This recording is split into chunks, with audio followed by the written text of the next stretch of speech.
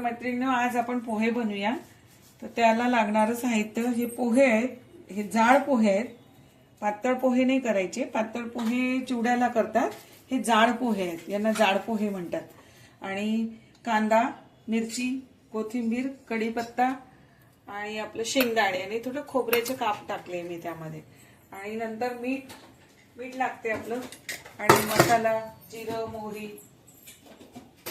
मोहरी, मीठ, हे एवढं साहित्य लागते आणि तेल. तर आता हे आपण भिजवून घेऊया. आधी घ्यायचे पण पाण्याने, म्हणजे थोडे असे मऊ होतात. जास्त पण नाही गचका करायचे त्यांना. फक्त अशा हलक्या हाताने भिजवून घ्यायचे आपण पोहे. हे पोहे असे भिजवून घ्यायचे. त्यात काही कचरा वगैरे असलं तर काढून घ्यायचं. गाळून घेतले आम्ही याला चाळणीने. आणि आम्ही सगळे पोहे गाळून वगैरेच ठेवतो, फ्रीजमध्ये ठेवून देतो. पण त्यात किडे वगैरे लागत नाही, काही नाही. आम्ही काय करतो, गाळतो सगळे पोहे एकत्र आणून आणि त्याला फ्रीजमध्ये ठेवून देतो. वर पण ठेवू शकतात, पण आम्ही फ्रीजमध्ये. आता याला पाणी नितरून घेऊया.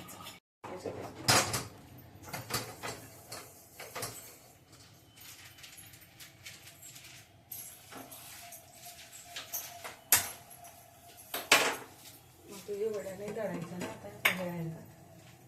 वड्या खाणार. तर आता आपण ही कढई ठेवली, गॅस चालू केलाय आणि त्यात तेल घालूया पोह्यांना. 4 चमचे तेल घालूया.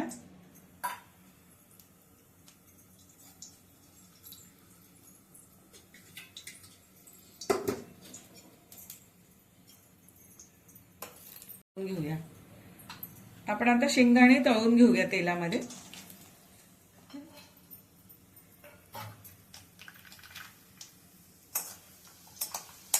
कारण ते ना नरम होऊन जातात, मग नंतर टाकले ना तर नरम होऊन जातात. म्हणून आधी शेंगदाणे तळून घेऊया.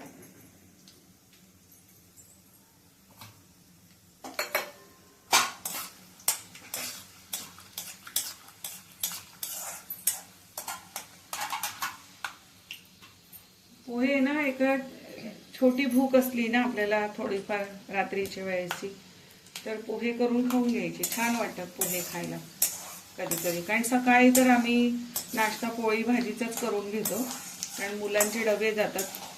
तर मग पोहे सहसा कमी होतात, सुट्टीच्या दिवशीच होतात मग पोहे, उपमा वगैरे.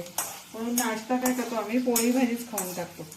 पण आता पाऊस पण येतोय बाहेर आणि थोडी नाश्ता पण झाला आमचा चहासोबत. म्हणून आता रात्रीचे थोडे पोहे करून आम्ही खाऊन घेऊ. त्याकरता तुम्हालाही दाखवते मी पोहे. थोडे खोबऱ्याचे काप पण घातले मी. आणि बघा छान तळून झाले. हे काढून घेते मी शेंगदाणे आणि ते खोबऱ्याचे काप.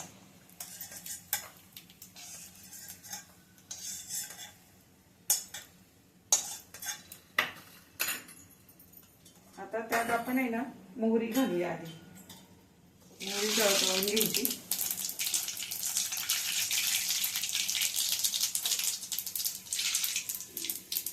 जिरं कुणाला आवडतं तर घालायचं, नाहीतर नाही घालायचं.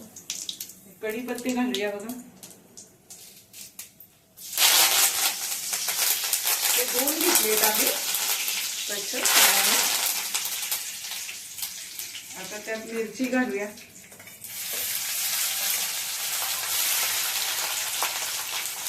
मिरची घातली आपण.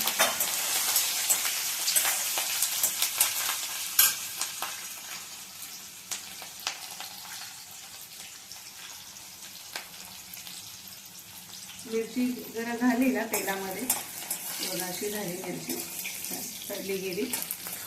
तर त्यात आपण आता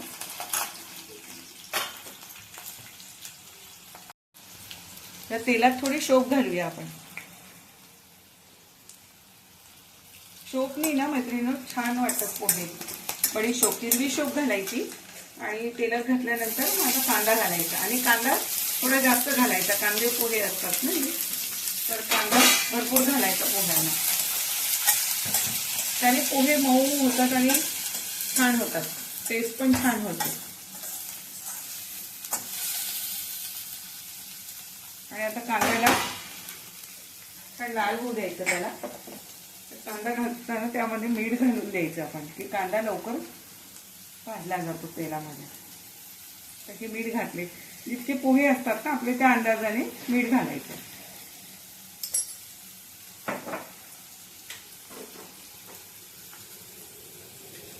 हे बघा, हे कांदा आता छान झाला बघा तेलात. असं परतून घ्यायचं, मीठ टाकलं तर तो छान झाला. आता यात आपण घालूया हळद. हळद घालायची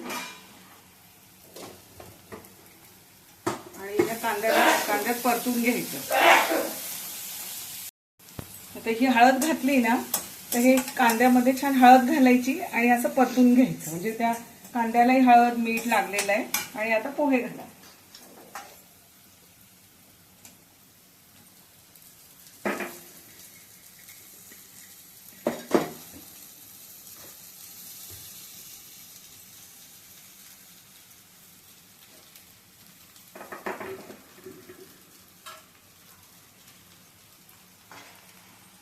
आणि यामध्ये 2 चमचे साखर घालायची, कारण आपण लिंबू साखर घालणार आहेत ना, त्यात लिंबू पण पिळणार आहे.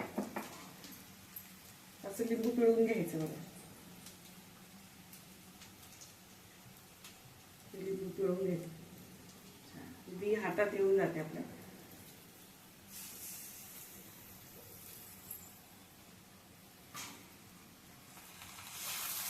अर्ध लिंबू पिळलं आपण त्यामध्ये. आणि ज्यांना वर्ण लागतं लिंबू खायला तो वर्ण पण खाऊ शकतो. हे मैत्रिणी, आमच्याकडे खानदेशमध्ये असे पोहे बनवतो आम्ही. आता तुम्ही कुठल्या पद्धतीने बनवतात, कारण पोहे खूप प्रकारचे बनवतात सगळेजण आपल्या आपल्या पद्धतीने, पण आम्ही असे बनवतो खानदेशचे. म्हणजे कांदा भरपूर घालतो, कांदा पोहा असं म्हणतो त्याला. आणि हे परतल्यानंतर हे जे आपण शेंगदाणे वगैरे घातले ना, हे वर्ण घालायचे, म्हणजे ते मऊ नाही पडत मग ते शेंगदाणे.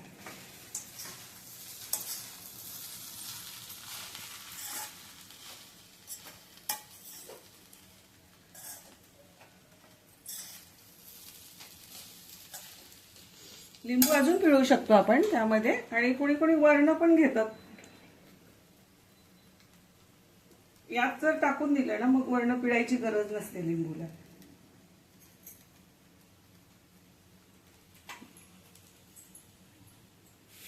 आणि ना मैत्रिणी, आता पोह्यांमध्ये पोहे झाले छान परतून. आता त्यात कोथिंबीर पेरायची वर्ण,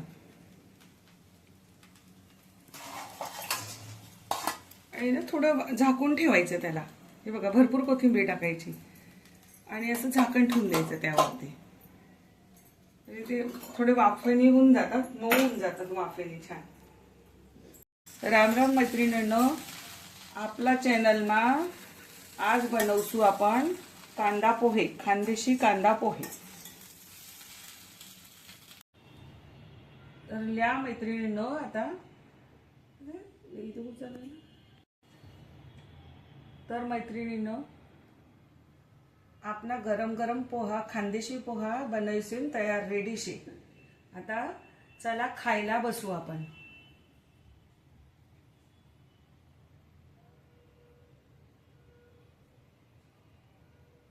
व्हिडिओ आवडला हो तर लाईक, शेअर आणि चॅनलला सबस्क्राईब करायला विसरू नका. नमस्कार मैत्रिणींनो, राधे राधे.